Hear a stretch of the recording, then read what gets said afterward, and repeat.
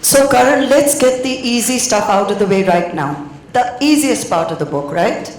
Why is India obsessed by your sexuality? Easy.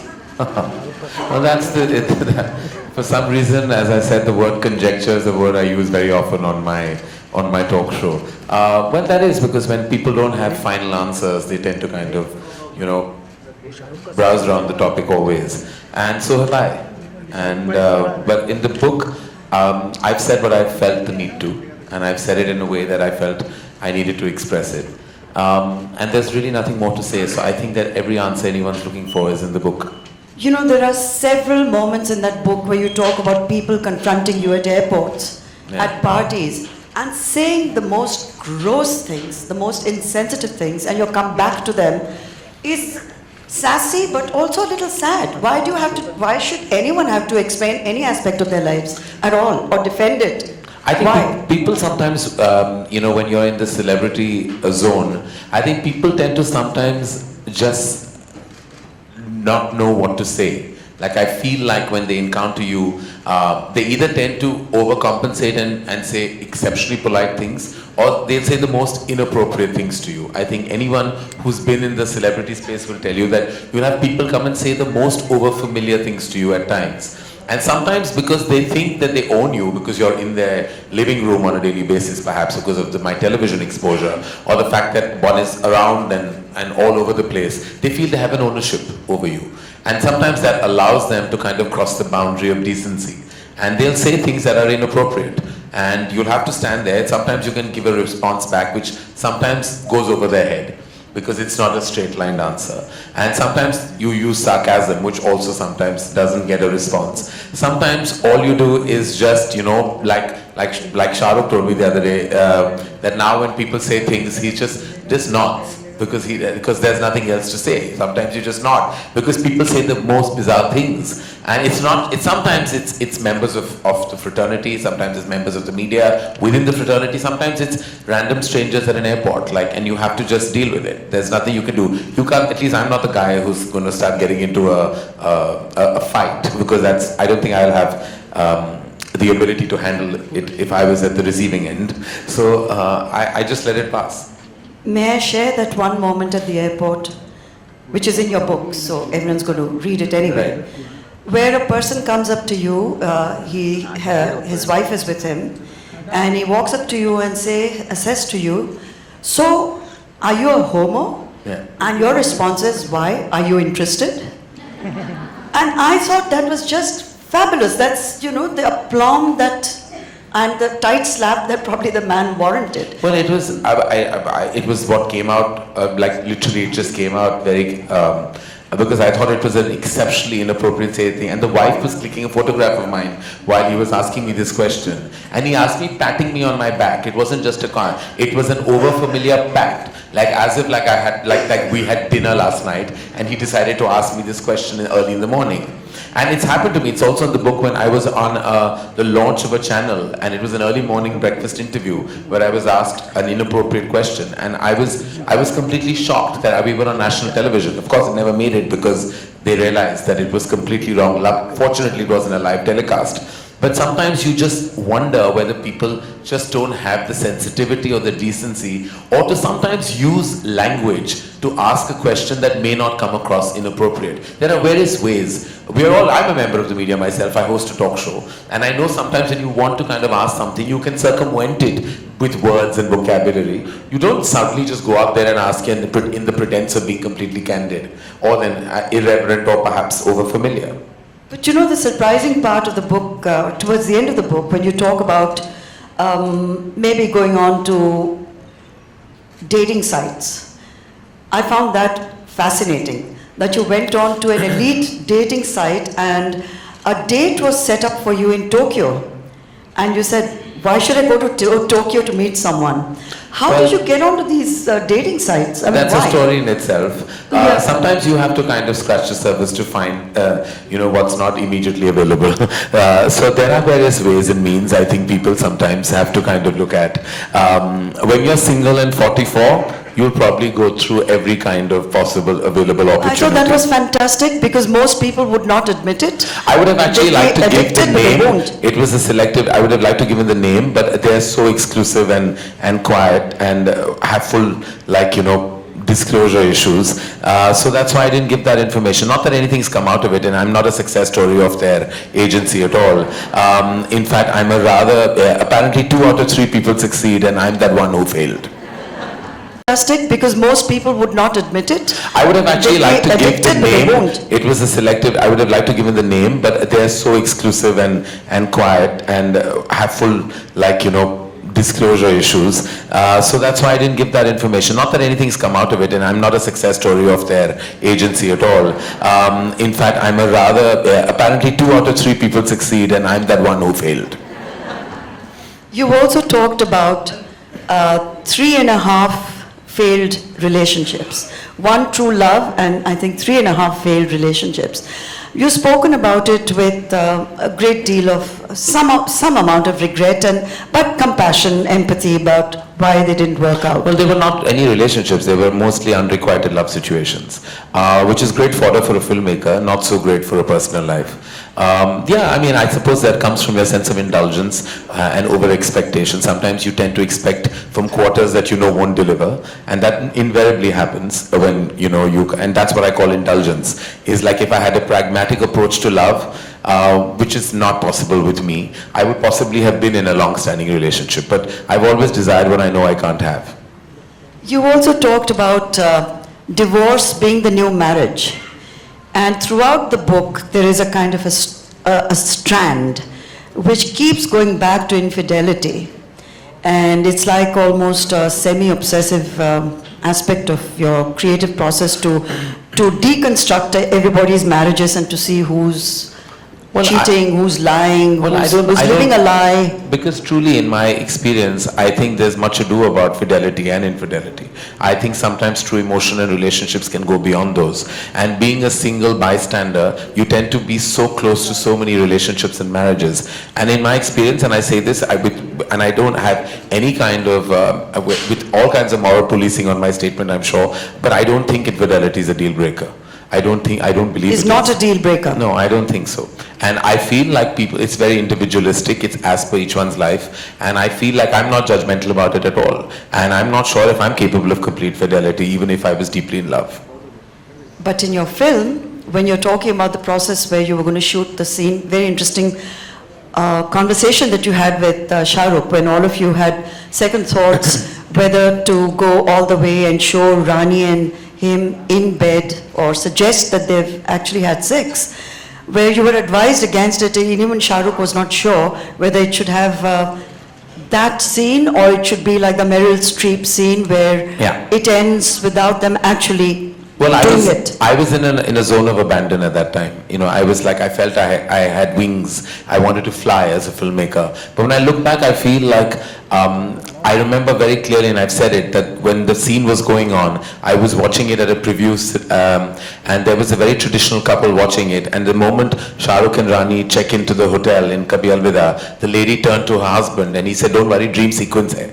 And because they imagined that this is not possible. In a Karan Johar film, it's not possible that this would actually transpire. At the moment they realized it was not a dream sequence, 5 minutes later they were out of their cinema halls. So I realized that, sometimes topics like this are brushed under the carpet in our society. We don't like to watch what is startling and truthful on celluloid. We like to watch virtue and morality, say the right messaging. The moment you make viewing uncomfortable, the moment you say things that hit you hard, those are the films that bother you the most, and you have extreme reactions. Kabhi Alvida had extreme reactions. I had people come and say, I hated it. The only reason you can hate it if it's the truth of your home.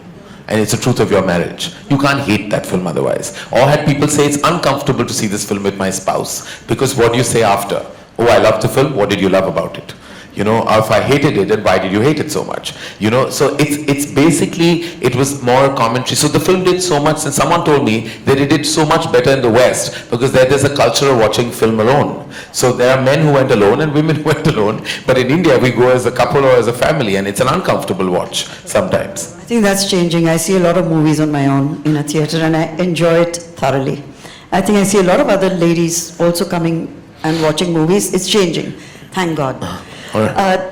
There's a wonderful chapter on Shahrukh where the first time you meet him and you go with a certain baggage because you're awestruck, you expect to meet a big star and you're completely disarmed because he's so normal, he's warm, he's caring, he's very respectful towards your father. They have a relationship completely independent of... I mean, it was, I remember the day so clearly etched in my head, like it's like it happened yesterday.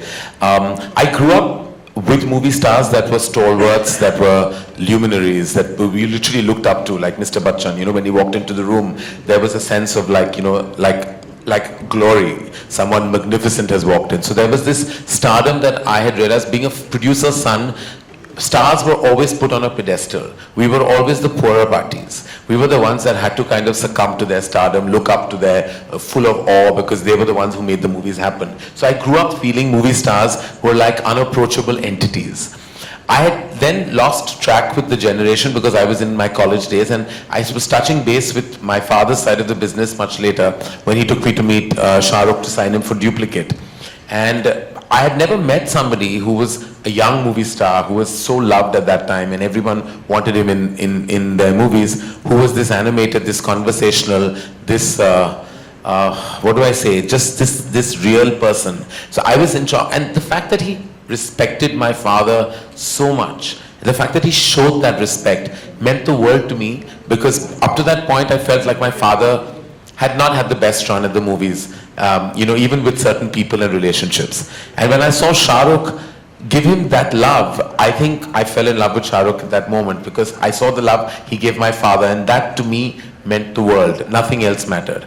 There's a lovely insight also when you talk about your father. I think that was beautiful, where you said that despite him achieving success by the time you started working together, in his head he was still like a production person. So it was his instinct to carry the bags of stars or open car doors for them. Which my mother went hoarse trying to tell him, Yash, you're a producer, you're not a production manager, you shouldn't be doing these things. It's wonderful that you share it. It was his instinct, he couldn't help it. He just couldn't, like, whatever, and it was like, and I of course was born like I was a movie star in my head. Even though I had nothing, in my head I was always royalty. For some reason, I don't know where, my mother always said, I don't know where you came from, because, you know, I didn't have their value system, and I was always somebody who lived beyond my means. It was because I was pampered by my father. He allowed me to believe that. He really, when I was 150 kilos fat, thought I had 5 kilos of puppy weight that I should lose. He thought I was the most gorgeous looking son. Could have been a film hero, knowing very well I knew my personality would not allow me to be a lead in a Hindi film at all. But he thought he could have launched me. When we were talking about my first film, he said, "Tu thoda patla ho ja, tu kar sakta hai hero ka kaam." And I was like, at that point, I was like, how do I get love and balance it with delusion? Because, you know, my mother secretly, I think, always knew that I was not meant for certain things. But my father just loved me unabashedly.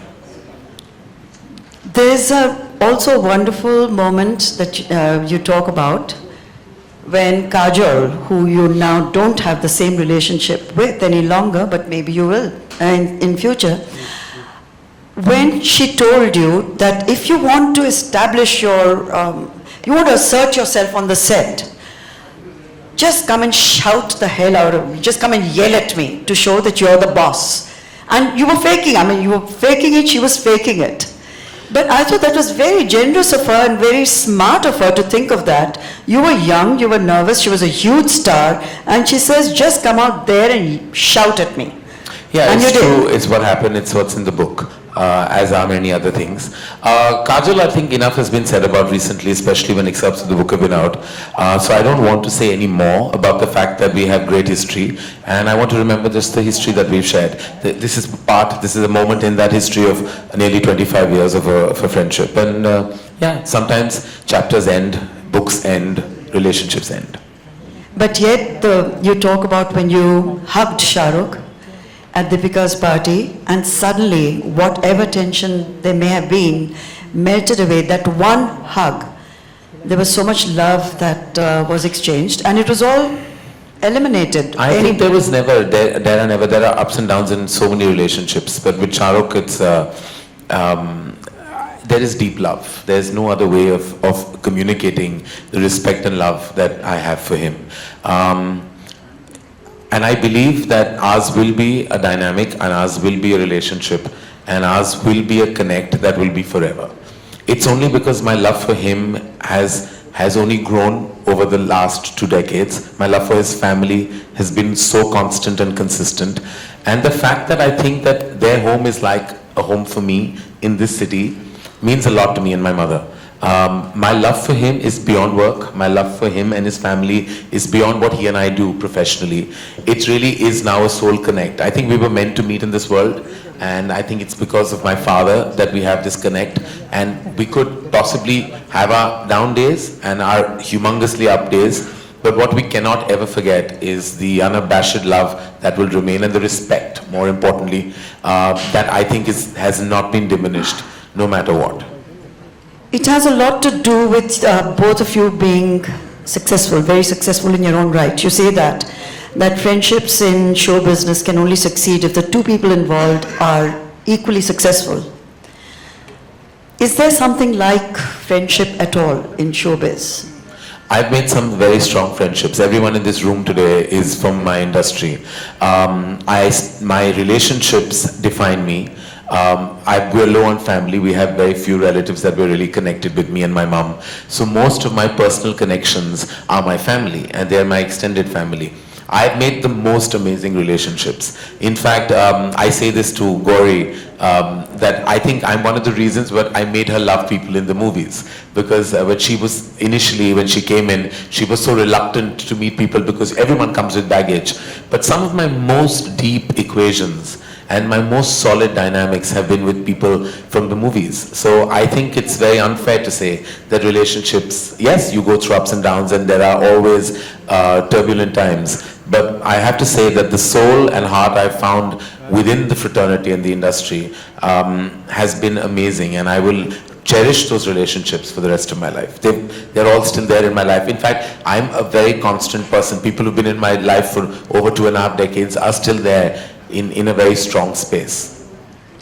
And finally, your book ends with your expressing a desire to perhaps adopt a child or have a surrogate child, and you talk about this child as your old age kind of a policy, to insurance policy in old age. I think you have reason. I feel I have a nurturing quality in me, and I saw that most when I launched Alia, Varun and Sid. I felt like I can't let go of them even now. Like I feel it's been nearly 5 years, and I feel no matter what they do in whatever capacity they do, when they're on screen or they're at an event or they're anywhere, I see myself staring at what they're doing, what they're saying. That shows that I actually have a sense, and even all the directors in Dharma, everyone in Dharma, to me, I'm maybe age-wise, say a decade apart from them, maybe more than that. But the emotion comes from a very strong paternal space. And I feel like I would like to take that forward. I don't know what I'm going to do about it, but I feel like I would like to be a parent. I don't know in what capacity. I don't know how it's going to happen. I have no clue, and I don't have answers to those questions. But I do feel the need, because I feel I have love to offer. And since it's there, and I'd like to take it forward, because I feel like that paternal instinct needs to be acted upon. And I feel it very strongly. Like I feel like I have so much within me that I conserve, and I feel that love has to have a release. You know, and it's not going into a relationship. It goes abundantly to my love for my mother and my friends and all of them around me. In my company, I love everyone. To me, I don't think any of them will realize how deeply moved I am that so many of them are here today. And what they mean to me in my life. I sometimes don't express it enough because it's within me. And I feel like that love within me needs to find a platform. And I think that platform could be a parent platform. Karan, I wish you every success. I hope a baby does come into your life. It'll transform you.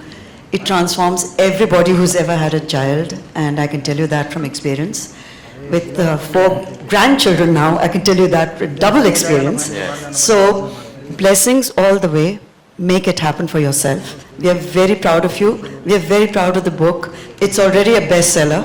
and it's got its first brilliant review. So it's a day to celebrate, and may you always remain the wonderful, caring person you are. Thank you.